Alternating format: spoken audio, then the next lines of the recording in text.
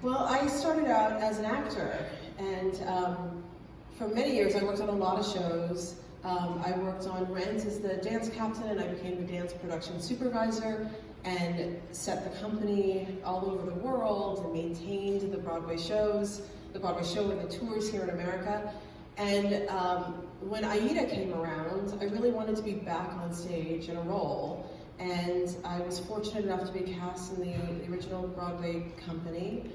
And while I was doing that show, I realized something really important, and that was that I had lost my voice.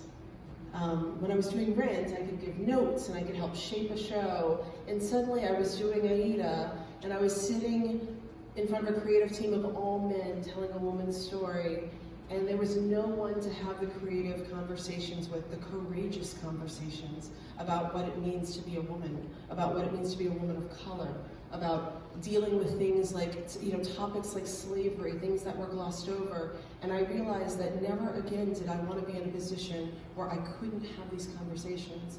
And I didn't want any other women to feel the way that I felt in a business that I loved so much.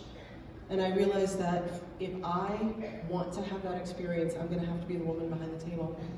And so when that show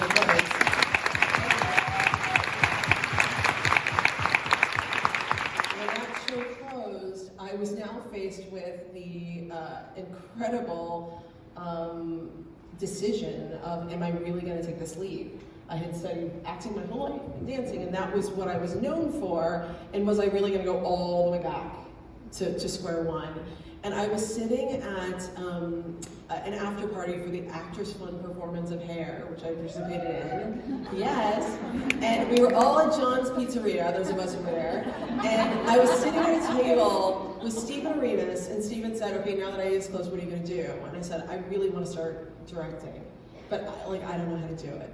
And he said, you should do what Joe Mantello did.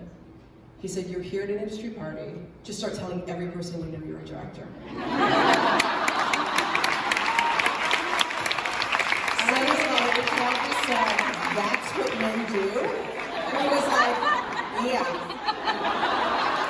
And he's like, you're an actress, sell it. And that's what I did. And then I started getting jobs, and then I had to prove myself.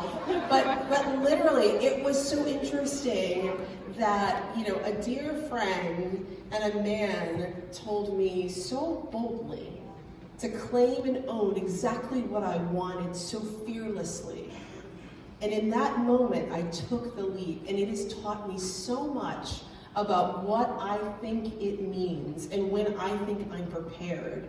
And when the world says, we're right here, you tell us who you want to be in this space, and we will listen to you.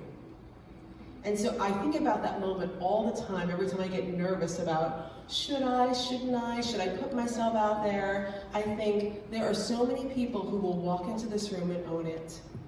Why am I limiting my ability to be in this room?